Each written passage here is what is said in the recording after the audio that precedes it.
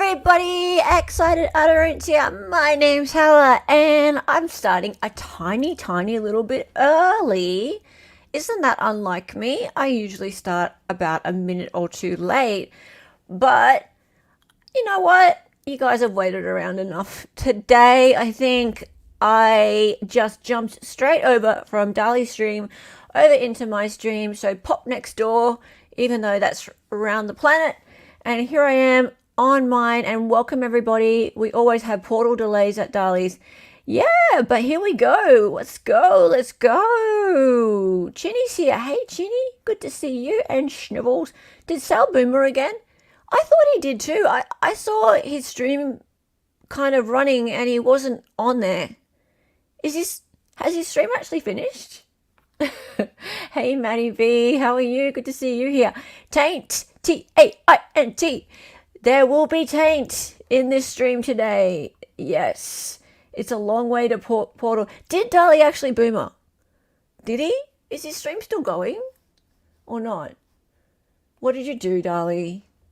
What did you do? Oh, God. Do you know how to end a stream? Because he wasn't even in his stupid software today. He was in StreamYard today. Okay, anyway, guys, if you don't know about the Shanna Gardner case, it's really interesting and really surprised that more channels are not covering it. I'm hoping that Steve Gosney, our great friend from Florida, wonderful, long-serving defense attorney and appellate attorney from Florida, he just finished a very long tenure with the state public defender's office, and now works in civil. I'm hoping that he gets into chat because he knows a fair bit about this. But I am going to give you the synopsis, beautiful waterfall. Don't you worry, because I haven't covered this for a month or two. So whenever I run this one,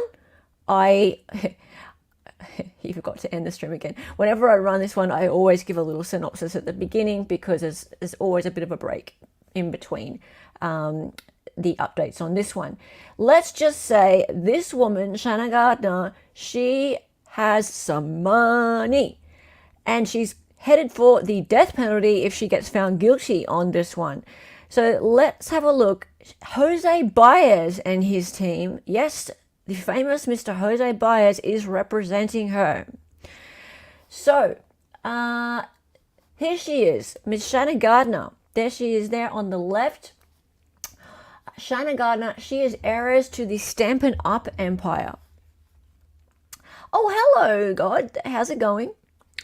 All right. So, yes, she's heiress to the Stampin Up empire. So, if you know anything about crafting or anything like that, if you're someone who's into that kind of stuff, you might be aware of Stampin Up. She's heiress to that, and the Stampin Up empire is owned by Sterling and Shelli Gardner, and they're out of Utah. So, that said, everyone wonders whether or not there's some sort of LDS background to this. I can't really find a link except that they're from Utah. So I don't think so. I think the family is LDS, but I don't think there's any LDS link to this murder, let's say. Anyway, so she was married to Microsoft executive Jared Bridegan. So there's Jared Bridegan there on the right. So he was unalived. Let's keep going. All right, so there she is. They were married in 2010. And Shanna filed for divorce in 2015. They shared custody of twins, right? So if we just go back a second, you can see they have twins, right? A boy and a girl. They were only married for 5 years. Okay, now moving on quickly. So she then married her second husband, Mario Fernandez Saldana, in 2018, and they ran a baking company called Beach Baked 904. I don't know why it's called Beach Baked 904, but that was their company. Now, she obviously comes from money, right? She got a ton of money, but Jared Bridegan also, he was well-to-do as well, Microsoft executive. Okay, so They lived in Florida, Jacksonville, Florida, actually. So even though she hails from Utah, this all played out in Florida. Moving on. Okay, so then in 2017, Jared Bridegan remarried to Kirsten. You can see he's kind of got a type. She looks a little similar. They had 2 children, Bexley and London. All right. Okay. Yeah, it might be the area code. I always wondered about that. Now, Bexley and London. Now, then from 2017 to 2022, the 2 families shared custody of the twins, but it was a tumultuous relationship. So you can see we've got Shanna and Mario here with the twins. They have their family time. And then we've got Kirsten and Jared with the twins and their new children. And so there's this custody arrangement going on where they're sort of sharing custody of the twins, going back and forth. And it wasn't a happy relationship. And this is not unusual. I'm sure you all are aware and have seen, if you've not been involved, with children going between 2 families, and perhaps there may be a not so great relationship between the parents that have split, having to find ways to deal with that, the logistics of the children going back and forth. They did not have a great relationship. So the mother and the father, and I'm not sure how much the new spouses got involved, but let's just say that it wasn't great. It wasn't happy families. Okay, so moving on. Then, on the evening of February 16, 2022, so this is the big deal, and it wasn't that long ago, right? So February 16, 2022, Jared Bridegan had just dropped off his 9-year-old twin son and daughter to his ex-wife's home in Jacksonville Beach and was headed back to St. Augustine, where he lived, with his 2-year-old daughter in the car. So his daughter to his new wife, Kirsten, right? He stopped because of a tire on the road near the exit of the sanctuary neighborhood. So, right, you imagine him driving along, and there is a tire in the middle of the road. So he has to stop because it's there. And prosecutors say, like, it was planted there, right? So why is this tire, big tire, in the middle of the road, right? And so he stops. He has to move it because he can't get around without moving it. Okay, and he stops to move it, and as he stops to move it, police believe from the onset that it was a planned murder. Jared was shot multiple times as he apparently attempted to move the tire, right? So out of nowhere, boom, bang, bang, he was shot, right? Okay, now, his 2-year-old daughter was left in the car for reportedly 25 minutes after her dad was shot on the ground until someone came to help. Now that part's really, really sad, right? So it's kind of I don't know if it's in the middle of nowhere, but it's like not in a built up kind of area. And the tire's on the road, he gets shot, and this poor 2-year-old girl is just like stuck there until someone either drives past or turns up and realizes there's this dead guy on the road and this crying 2-year-old in the car. That's pretty nasty. That's a pretty horrible thing to happen. Now, Jared is her first husband, right? And her second husband is Mario. So let's go back. So just to get this all straightened out. So Jared down here, right? That's the guy who died. Okay. Mario here, that's her second husband. Okay. There weren't any other cars on the street, right? So this is like a back street, like a not busy street. Okay. And so he had to move the tire to get the car around. As he's moving the tire, he gets shot. Now, there's more to the story. Someone has actually gone to jail or gone to prison for this shooting. And he's a man called Henry Tenen. Okay. So if I just type in Henry Tenen, I'll show you. Henry Tenen. Bridegan murder.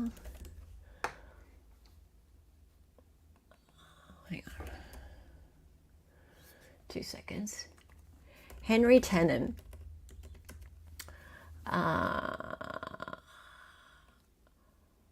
Okay, so here we go. Who is Henry Taint? Right, so Henry Taint is actually the man who was arrested and charged and found guilty of the murder of Jared Bridegan. But he pled, right? He pled and he got only 15 years. And the way that worked out, there he is, Henry Taint. The way that worked out was he said he would testify against Shanna Gardner and her husband, Mario Fernandez, because he said that he was hired to shoot Jared Bridegan. He was hired to shoot Jared Bridegan. So he's only got 15 years. Yeah. He said, yeah, I shot him, but they hired me.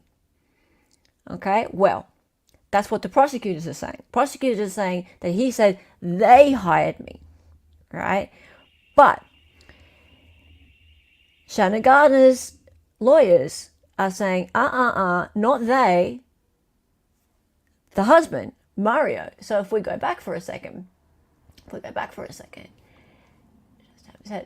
Shanna Gardner's lawyers had argued, because the prosecutors wanted to try both of these two together, right? They wanted to try both of these guys together. The prosecutors successfully argued for their case to be bifurcated, so for them to be tried separately, because there's a lot more evidence linking this guy, Mario, to this incident and to Henry Taint than this woman here. In fact, there's piddly nothing to support her being involved in this at all.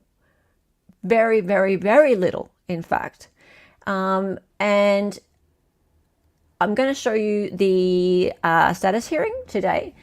She has Jose Baez, Rosemary Peoples, who is an incredibly interesting lawyer. Steve Gosney has said to me that she is actually the most impressive defense attorney he's ever seen, which is a huge compliment. So you're going to see her in action today. We've got just a 20 or so minute hearing today.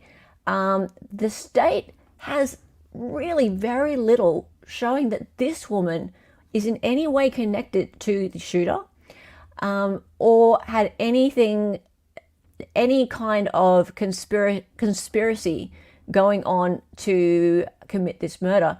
They've got a lot more on him than they have on her. So they're trying to get her with the death penalty. So they managed to bifurcate the case. It's very interesting. So let's see. Have I said enough? Can we get into the hearing, guys? Yep. It's a tough circumstance. I expect she has money, and her husband was a broker. No, he wasn't a broker. He was a Microsoft exec. Oh no, this guy here. No, he had money too. But I don't know what they ended up with. Like, now that they've had to go to, now that they've both been charged with such heavy charges, they do tend to bleed them out of money, don't they? The courts.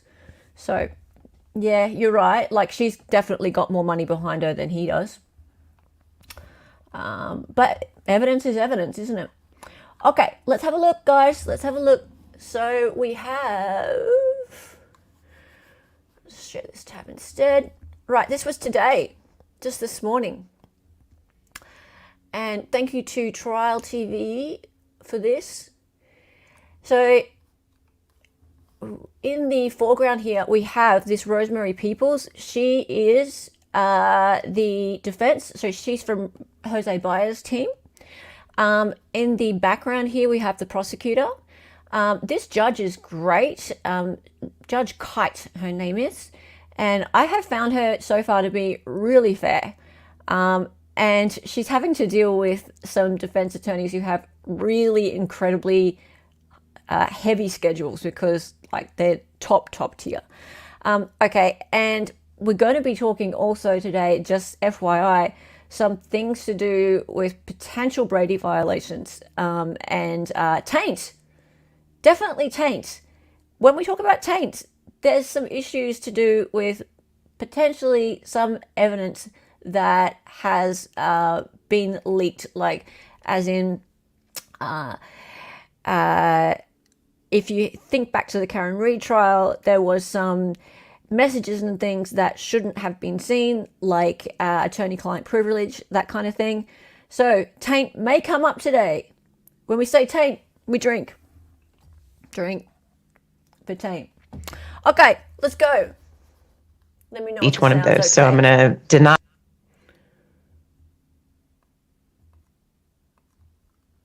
Hang on. Let's go.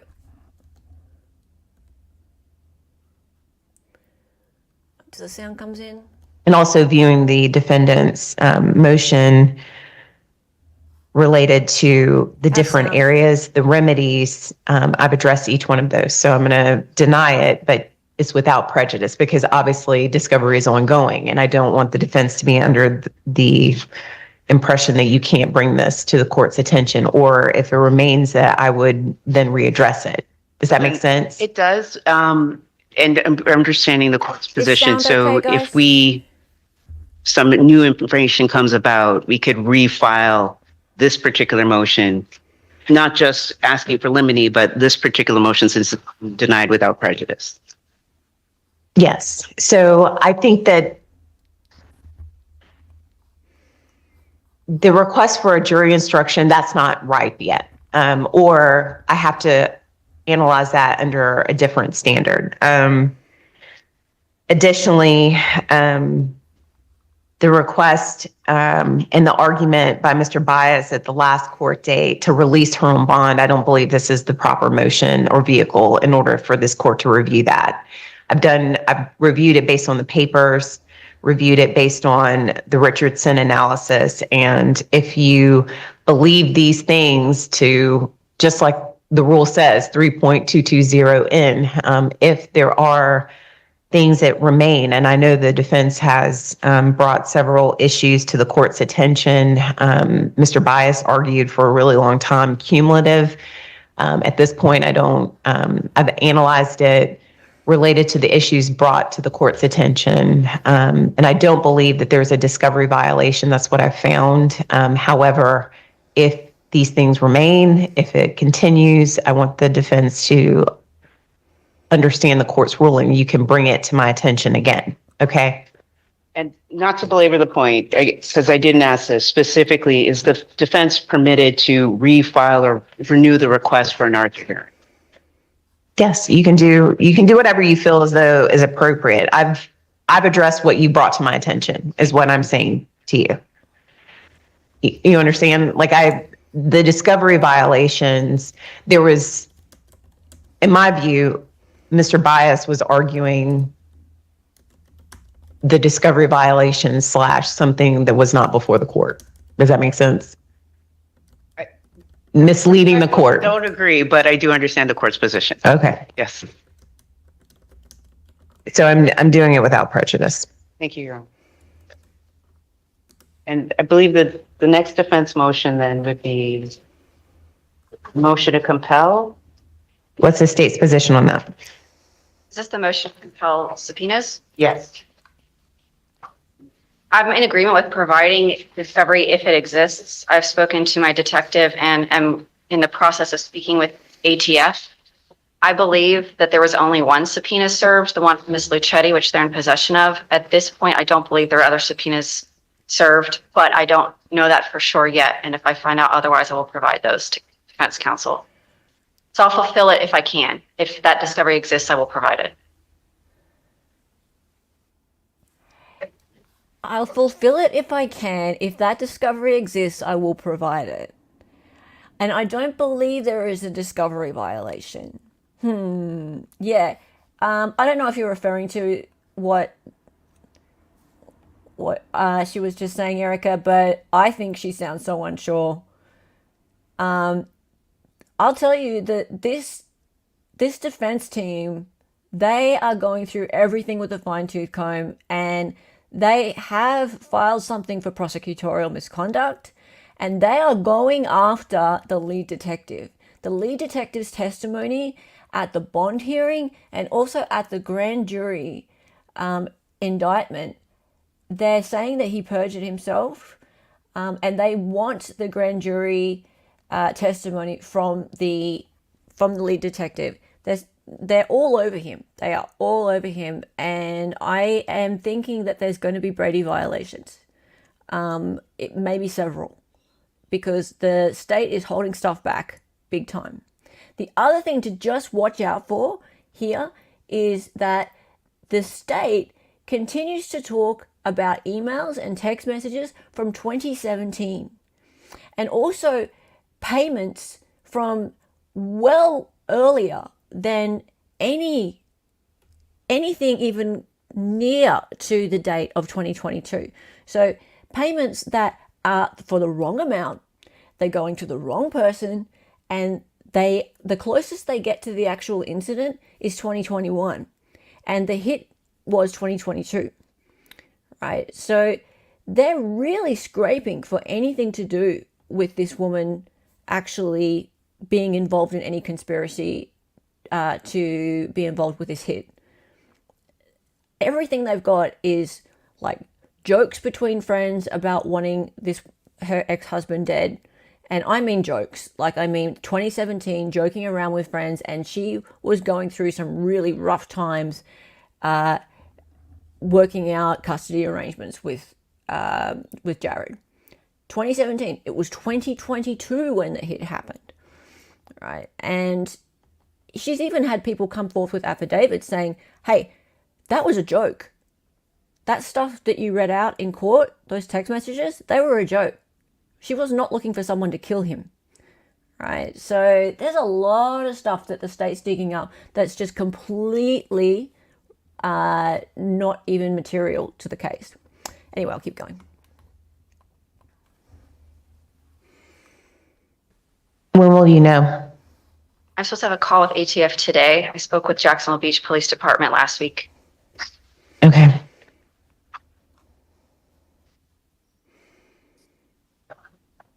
All right. So I'll grant that by stipulation.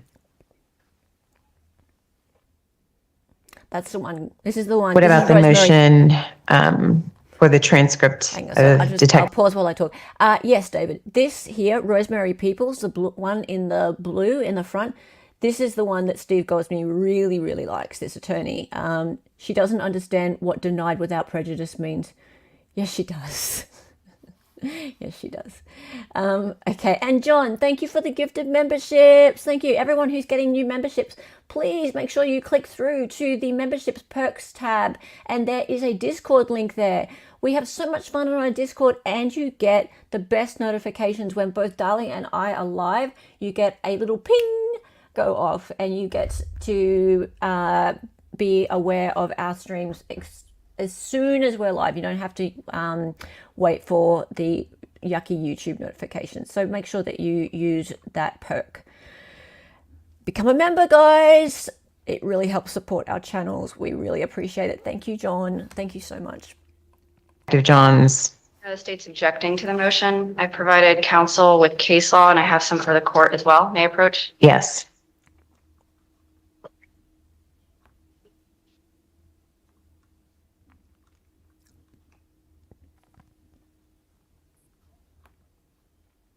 Your Honor can review the cases. They basically state for the long-standing tradition of grand jury proceedings in our country are meant to be secret to ensure the integrity of the justice system. In both cases, Brookings versus State 495 Southern 2nd 135, which is the Supreme Court of Florida. The court does the analysis, and this is on page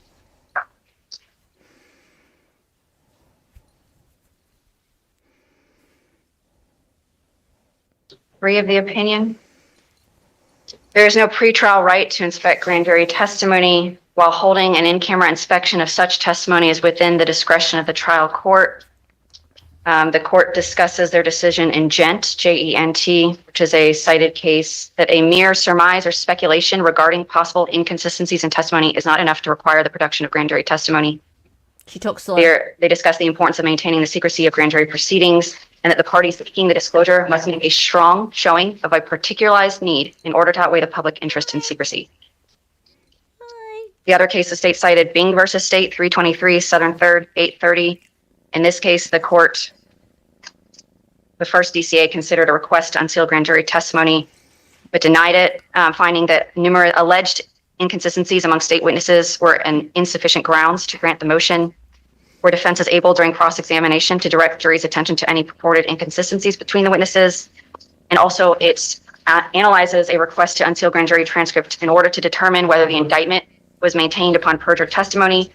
In this case, the court found that mere allegations of inconsistencies failed to provide a specific basis to conclude that a grand jury witness committed perjury, and the appellant could not seek a blanket production of grand jury transcripts based on mere surmise or speculation regarding possible inconsistencies.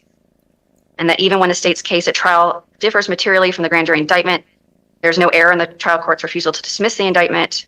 Court finds due process is implicated only when a prosecutor permits a defendant to be tried upon an indictment which he or she knows is based on perjured material testimony without informing the court opposing counsel in the grand. Okay, so yes, this is a pre-trial hearing, Candace Breeze. It is for Shanna Gardner. She is accused of conspiracy to commit first-degree homicide of her ex-husband, and her actual husband at the time is also accused of conspiracy to commit that homicide of the prior husband of Shanna Gardner. The trials are bifurcated, so the husband at the time is also on trial, but it will be separate. And what's happening right now is the state, which is the lady over on the far corner podium with the white shirt, she is arguing not to allow the grand jury statement of the lead detective to be handed over to the defense, because apparently it's speculative that there is anything in there that is of a perjured nature or material to the case. So they don't want to hand it over. We'll see what the judge and the defense has to say to that in a moment. All right, let's keep going. Shanna Gardner, it's up in the top there, and there's also a case description in the description of the video. Thanks, guys. Jury. In regard to the defense motion to unseal is merely speculative. It contains surmised allegations. There has been no particularized strong showing by defense that there has been any material perjury or any perjury whatsoever in the grand jury testimony of Detective Johns regarding the indictment. And for the reasons outlined in these cases, the state's going to object.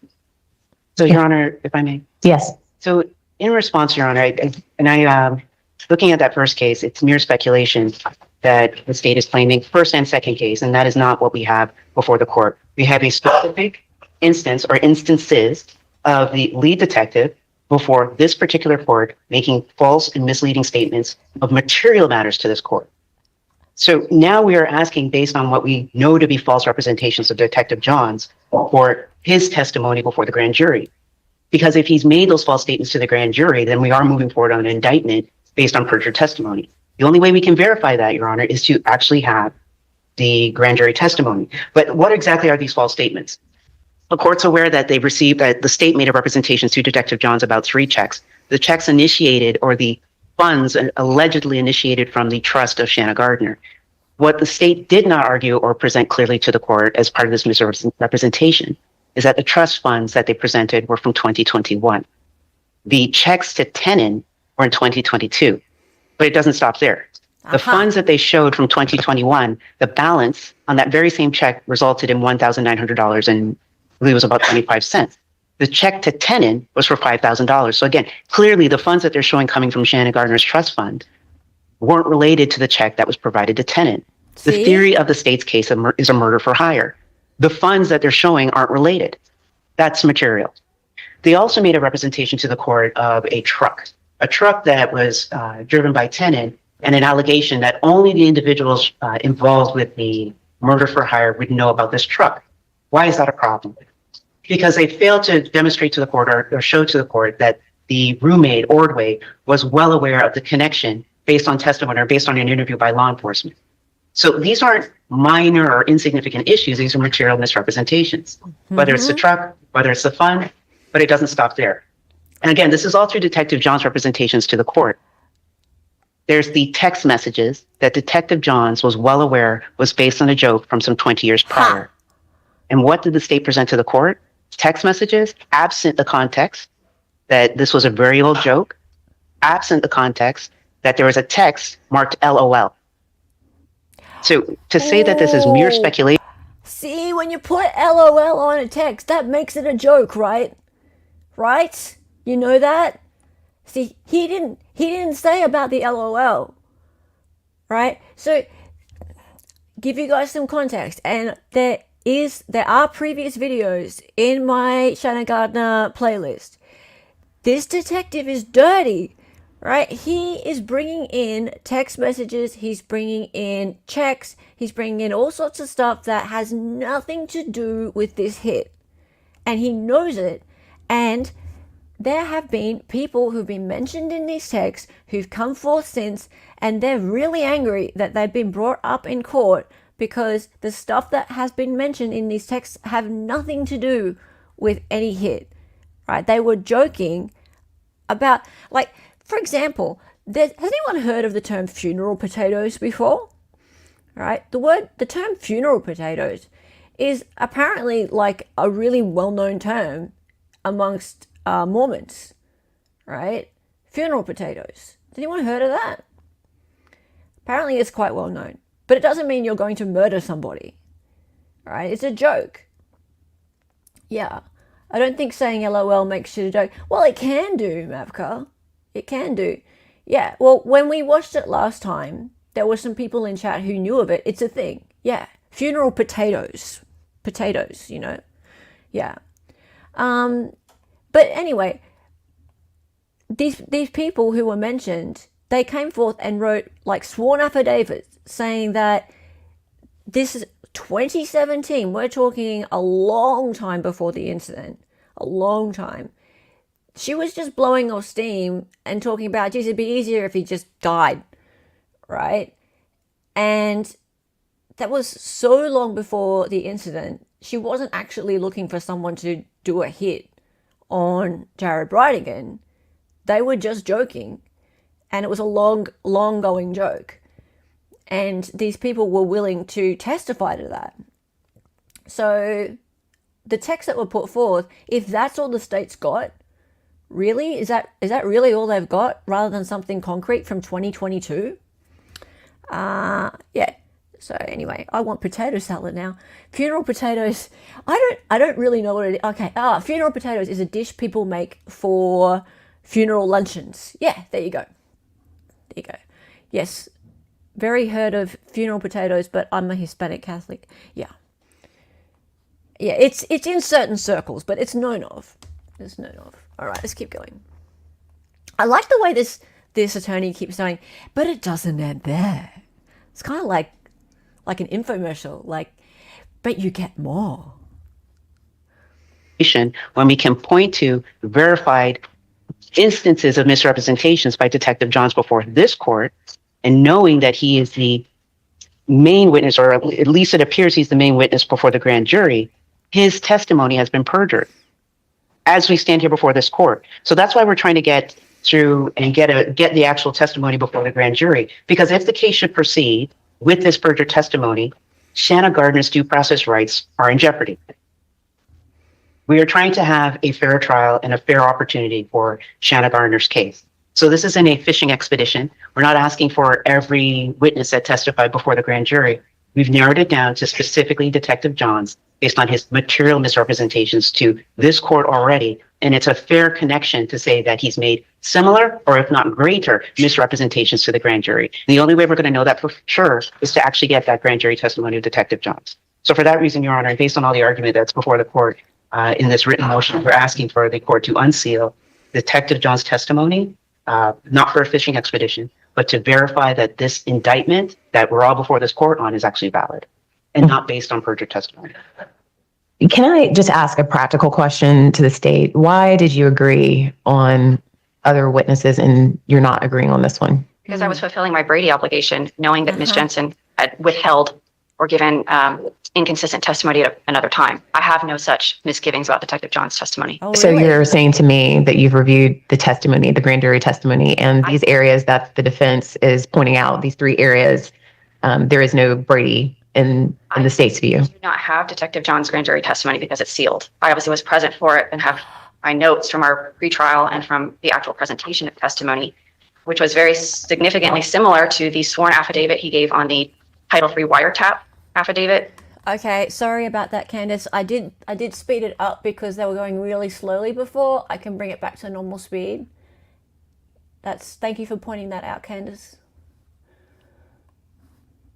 Which they have possession of. I can't recall specifically these issues. I don't believe there was much discussion of some of these, but I can't say for sure. I haven't reviewed the transcript. But what I would say is they're talking about testimony that came out at a bond hearing regarding the detective's testimony on hearsay. So he's saying what other witnesses have said. We haven't deposed these witnesses. We haven't deposed Detective Johns. They haven't even asked him what he testified to at grand jury, or they haven't even asked him directly about these issues, vetted these out through discovery. So I think at this point, they're saying what they perceive to be misrepresentations, which I disagree with. I think that 2 parties can look at evidence differently, have different theories of a case and different theories of evidence. That's why we have a justice system and trials. They're saying that they believe Detective John's testimony is inconsistent with their theory of the case, and therefore there must be or potentially would be other misrepresentations in his grand jury testimony. That's a speculative statement without any specific substantive or particularized merit from the state's perspective. You're on. I think secondarily,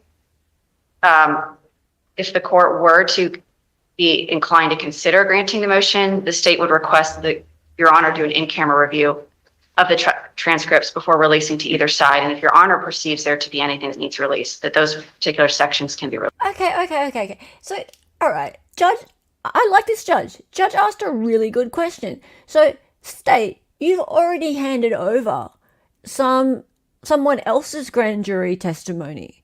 So why did you hand over that person's grand jury testimony and you have some problem with handing over the lead detective's grand jury testimony? Right? So, and she goes, oh, because we were fulfilling our Brady obligation. And so she goes, so you had no problem with that person's testimony, right? And so did you find that on review of the lead detective's grand jury testimony that there were no problems? And she's like, oh, I haven't seen it because it's under seal. Oh, right, so you haven't seen it. So therefore, how can you make that call?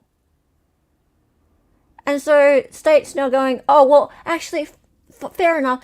If the court would like to review it, maybe court could do that in camera. So, in other words, let's not do it before, the world. You do it yourself, judge. Like, do it quietly, right? So we all can't see what you see, which is most likely the lead detective perjuring himself again. This is, yeah. Does she sound to you like she's hiding something? Because, like, she's saying she doesn't know what he said. She knows full well that he perjured himself at the bond hearing, and he most likely perjured himself at the grand jury as well. Please. I'm going to go back to my original question.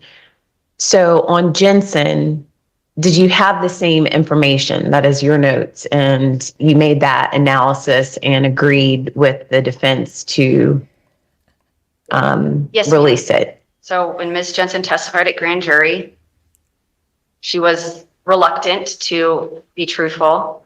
She gave some statements, and then at a secondary meeting at the state attorney's office, she gave additional statements.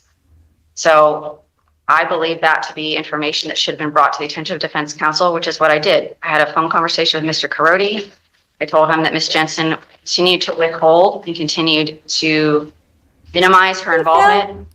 In my estimation, and that she had given us additional statements at a meeting subsequent to grand jury that she did not disclose at grand jury. And I believed that that meant, while it was not necessarily Brady because it did not tend to exculpate the defendant, but the fact that a witness gave additional statements that she did not disclose under oath, I believed that they should move to unseal the grand jury testimony. I told them so. Wait. It's in the email. Wait. Not necessarily Brady because it doesn't necessarily exculpate the defendant. Hang on. Does she not understand what Brady is? Because I'm an Australian and not even a lawyer, and I know that it doesn't have to necessarily exculpate the defendant. That's not up to you to decide, state. You have to hand it over anyway.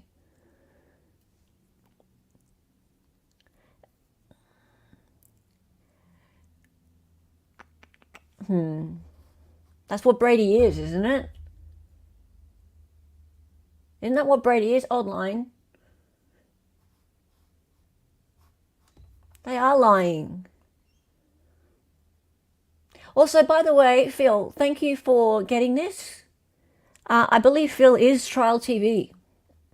Your channel's going really, really well. And I like your little cute logo down there. It's cool. Yes? I mean, the only reason I ask, because I know it's Brady, but the only reason I ask is because if it's under grand jury, it should be secret, but that's unless it's sealed. And I know it is sealed. However, if it could be exculpatory in any way, if there's any question of it being exculpatory, they have to hand it over. That's Brady. That is Brady. That's what it is. And one thing I've also learned recently is Brady can be brought in at any time. Pretrial, doesn't have to be when a jury's sworn in or anything like that. It can come in at any time. Yep. I hate grand juries too. I mean, I hate them, but then on the other hand, I also don't mind the fact that if a grand jury doesn't indict, which, I mean, does it ever happen?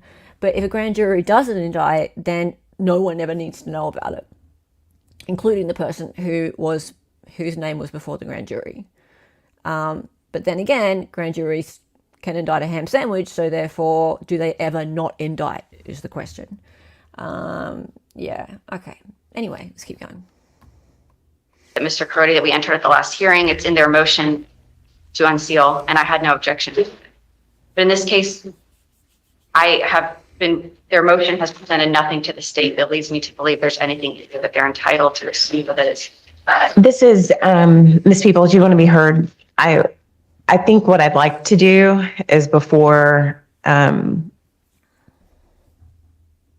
like to read these cases, and I would ask that the state look at whatever testimony, make an analysis of what you believe, and I will take it up again. So.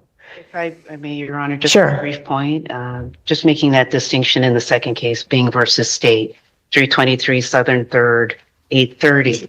And this particular case ends with because the defense conceded. There is no concession from the defense on this particular case or the material facts that we're arguing in this particular case. So I bring the court's attention to the distinction between the cases brought before the court. Okay. Where we have the perjury and we're not conceding to the information that. Do you have any cases you want me to read? Other than what's.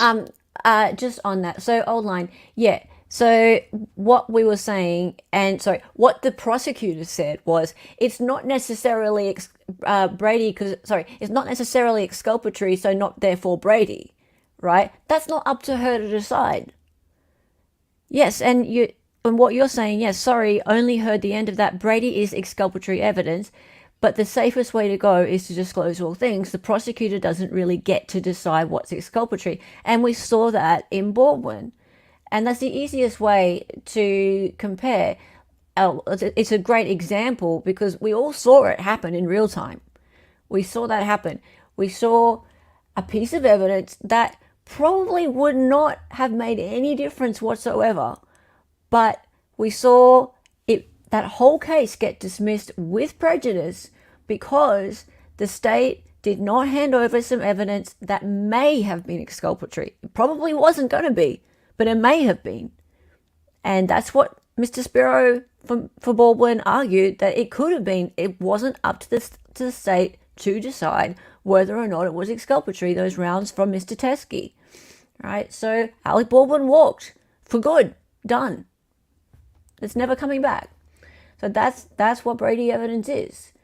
And yeah, it's not up to the state to decide. And the state just said it's not necessarily exculpatory, so not therefore Brady. Necessarily sounds a bit grey to me.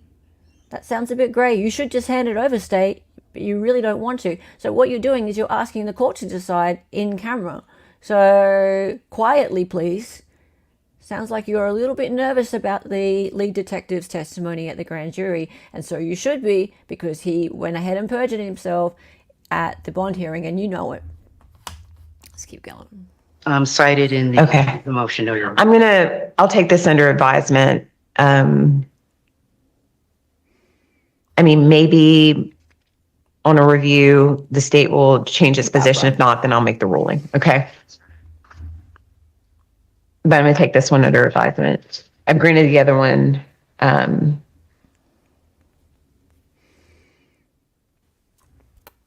Motion to compel the subpoenas. I'm going to grant that by stipulation. What else is left for today from the party's perspective? I believe that's all for the Gardner case. Okay, Mr. Dreiser, do you have any? I have some things I want to cover. The only update that I have is there was issue about deposing the children at the last court date.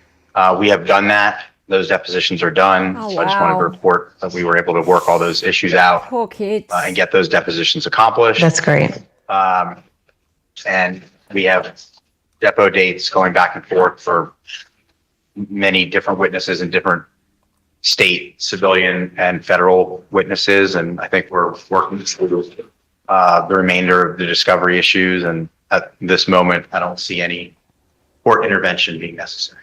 Okay. When are the depot dates? We were kind of going back and forth on which witnesses this morning, but they're going to get set. They'll be witness. I know. What are the dates, though? I don't have like the specific dates. We talked about October dates and November dates and December dates, and whether we would do the federal witnesses in December. But if you thought that I was saying that I had dates, I just had the concept that we're going to continue depots each month moving forward. On the federal witnesses, are they requiring a 2E request? They are, and I discussed that with Ms. Stippo this morning, and she thinks this particular witness that we would like to depose, the state will prepare the 2E letter and get it to him, and it should not be an issue. All right. It's the cast agent, Agent Blythe, and he testifies for our office all the time. We just email him a 2E letter from our office, and And I would be very flexible. Sir, if you need this, I'd be certainly, I would email you the depot dates that we select. I would like those. Sure. Why are they talking about TUI for cast information? This is frustrating. When do the parties foresee this case being ready for trial? Discussed that this morning for the first time. I'll just pause on that for a second. So the TUI rule has been brought up in several cases now when it comes to the FBI handing over cast information. So cast information is cell tower data, well, not just cell tower, but cell phone data that shows where someone has been, shows their cell logs, etc. And the FBI has the best way of tracking it, and that's through what's called cast. So reports from the cast system. And it's not just cell pings. So there is these things called drive tests. There's geofencing, a lot of techie stuff. But basically, the FBI does a really, really good job of working out exactly where you are at any point in time in your life based on where your phone has been. And the feds can do this, and they make these pretty graphs and things of it, and then they can not hand it over based on this thing called the TUI rule, and they're not supposed to, right? The TUI rule is supposed to be for like wartime and for like security reasons that might impact the country, not for things that might be exculpatory to a defendant, like a citizen. That's not what the TUI rule's for. So yeah, now I've heard it mentioned in 3 trials. It's just ones that I've been hanging around watching. So in Koberger, in Reed, and now here. Just, it's concerning to me that the government can have your information pinpointed down to such a degree that they know exactly where you are at any point in time, and then they can just hide it. They can just hide it, right?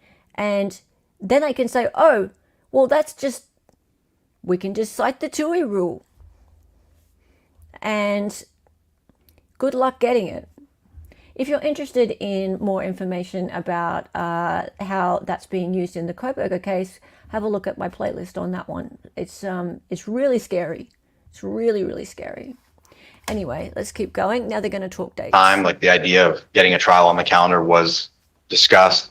The only hesitancy that the defense from Mr. Fernandez's perspective has is we don't have all of the discovery ironed out at the moment. There's discovery, I think, that's still being processed through the secondary taint issue from the first issues we've had. It seems as if there's some ongoing discovery. I think Ms. Stippler mentioned this morning that she was either about to release new civilian or scene witnesses or just recently did so. I will admit that I wasn't sure which one, but in my mind, the discovery is still sort of ongoing. Setting a trial of this magnitude seems premature, but the state had floated with no discussion with the defense agreeing, but August of next year. And I asked how long they envisioned the trial, and about a month is what I heard, a week of jury selection. I think they were saying probably 2 weeks for their case in chief. And I think they threw in an extra week, not knowing what the defense would call and who we would call. So I think that was a really generalized conversation. All right. We need a trial date. Okay. I know that you may think that it's premature. I think it allows the parties to operate with some type of certainty, and it allows, with a case like this, Great question, Online Red. Why should there be a TUI disclosure? Why should there ever be a TUI disclosure in just like a civilian's trial like this? You answer that for me. You're a lawyer. Like, really? Like, the only reason I even know what the TUI disclosure is because Andrea Burkhart explained it when it first came up in the Koberger, one of the Koberger motions. So yeah, like, she explained what TUI was when the state in Koberger came up and said, no, we don't have the cast data because it requires a TUI disclosure from the feds, from the FBI. And Andrea said, well, that's really concerning, that that shouldn't be. And then we noticed it in Karen Reed, and now here it is here. So what's going on? Why is the FBI not handing over cast data which shows where people are? And it could be exculpatory, and using TUI as a reason. That makes no sense to me, and it's worrying. It's really worrying. Anyway.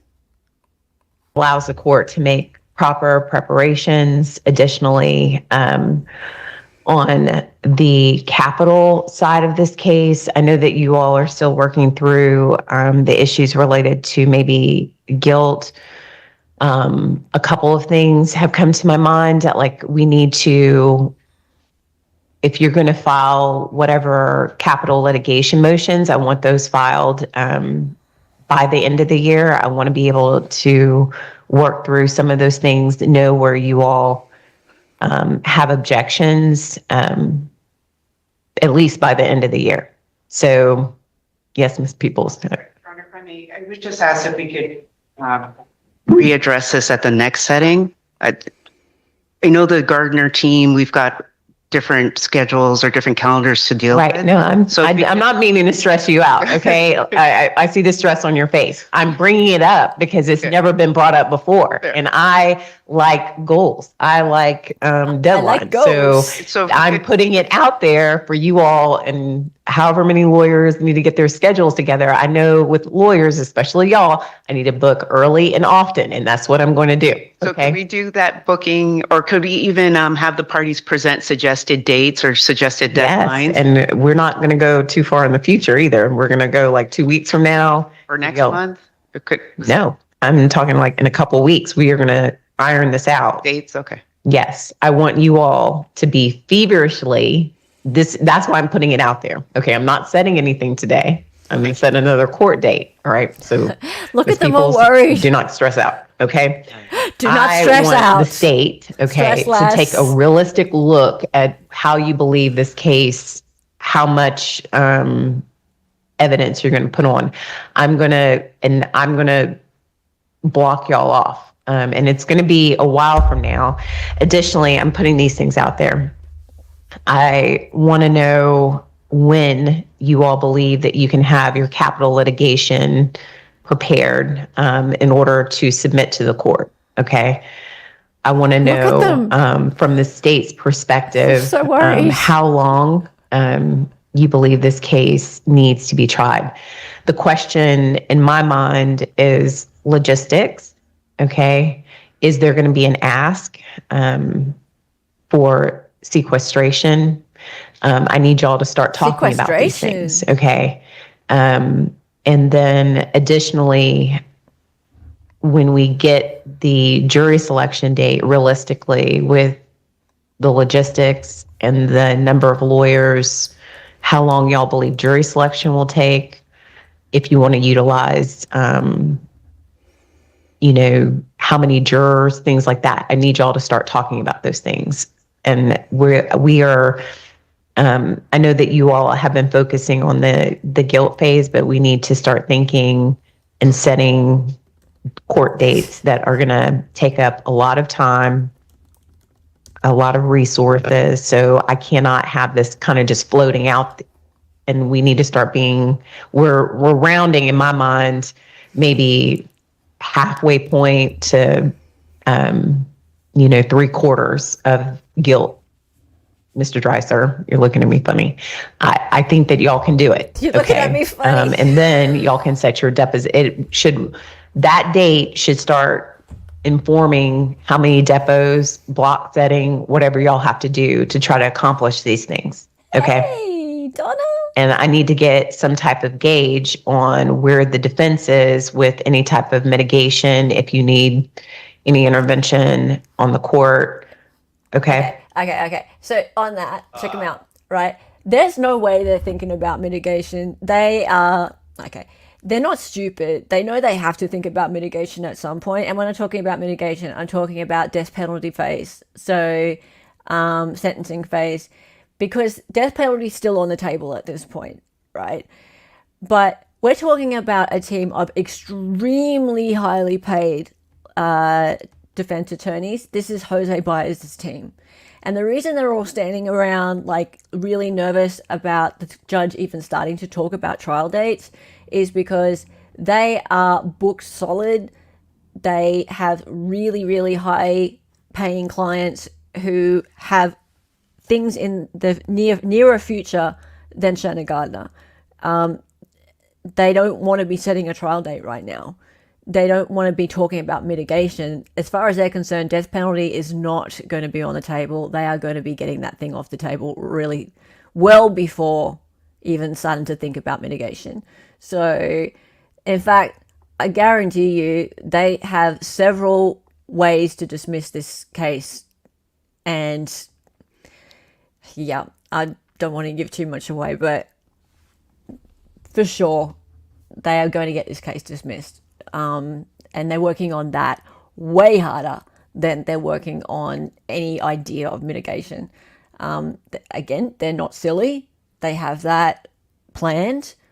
But the judge talking about a trial date at this point, they're all like, yeah, mitigation, no. I think one of the reasons they are pushing so hard on some of this Brady stuff is to get the DP off the table. Yeah, part of it. Yep, but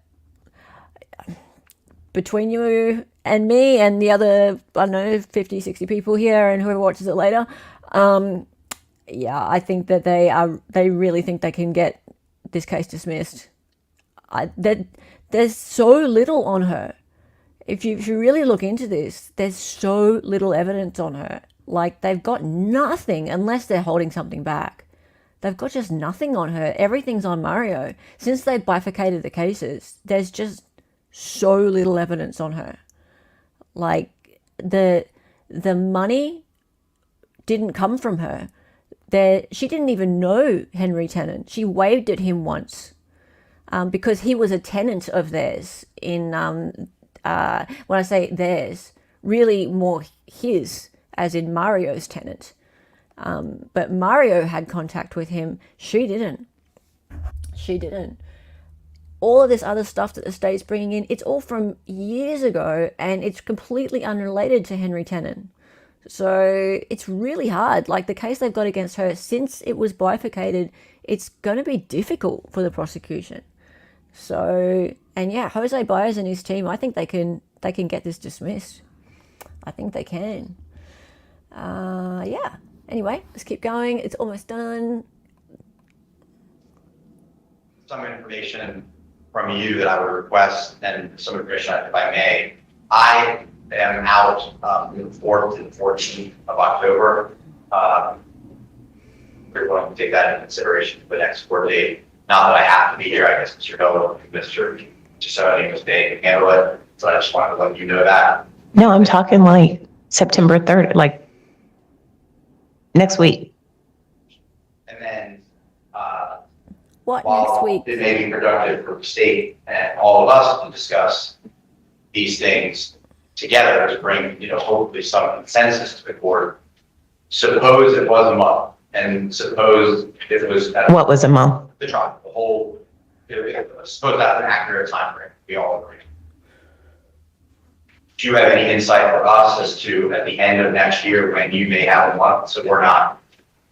I'm not booked out that far. Okay. And then this is a priority case, obviously. And so I would make whatever arrangements. That's why Yeah, another hearing. I need y'all to get together. And this doesn't need to just be something unsaid. So I'm saying it. I want you all to get together, and then I'm going to set, and then we're going to work towards it. And I'm going to give y'all whatever time you need so that we can get to it. Okay. But I'm not booked out when y'all are setting or saying. I'm not booked out that far. So I can give you all the time that you need. And if I will avoid it, I'll avoid the a week or two prior to setting days aside if y'all want me to do that. But we need to start looking at that. Okay. That's what I wanted to bring up. Yes, Your Honor. Anything else? No, Your Honor. With defense counsel. Okay. All right. I'll see y'all next week. Thank you. What day? I can do Monday. That's exactly a week. Do you want that? Or I can Is go it in a Mon- little bit further in the week if y'all want more time. Look at them all. They're That's all fine. like, I can't do that day. I can't. Oh, what am I going to do? I'm sorry. I didn't hear. I'm sorry. I'm sorry. I didn't hear that you had said Monday. I know you said next week generic, but No, next week.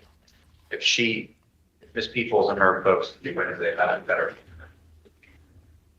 No. No, it's. Oh, it's not coming up. Sorry.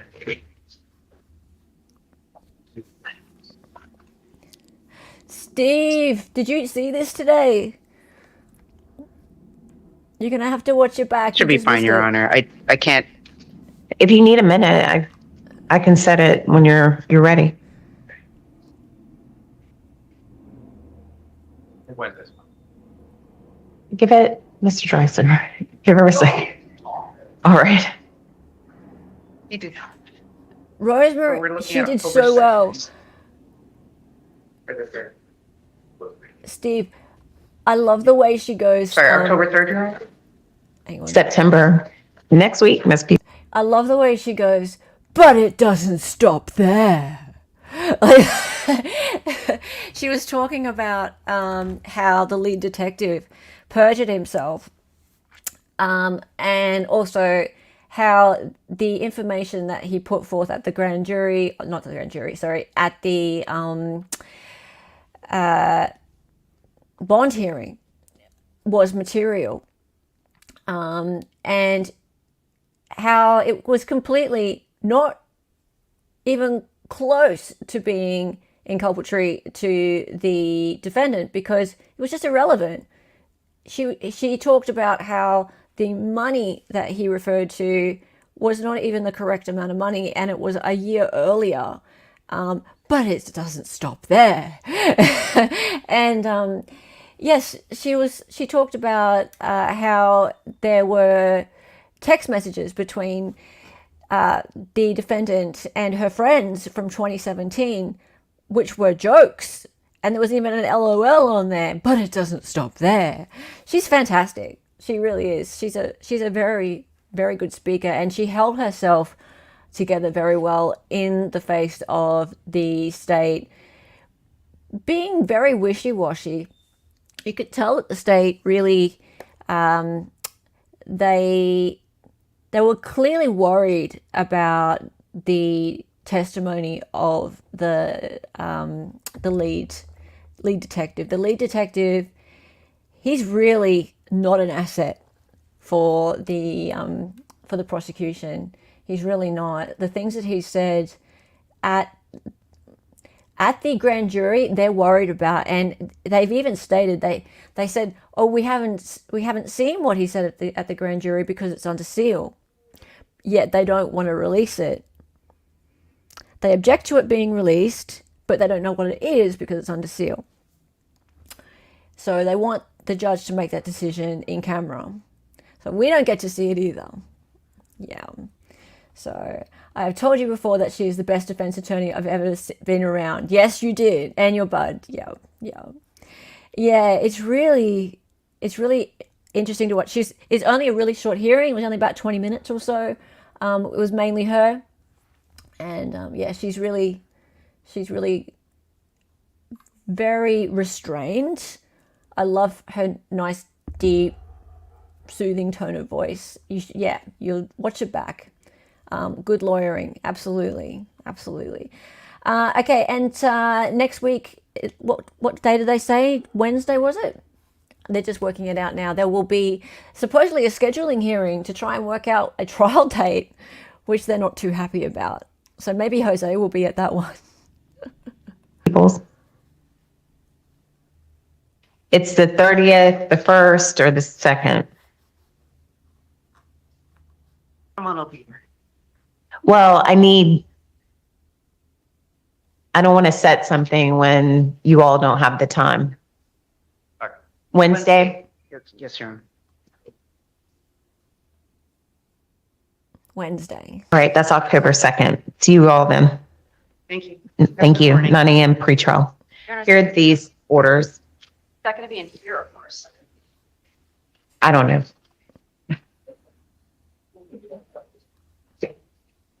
Okay, bye now. Okay, bye. Oh, there's Is Margaret. 8:30 okay? Are y'all okay with that? I'll set it at 8:30, Mr. Hathaway.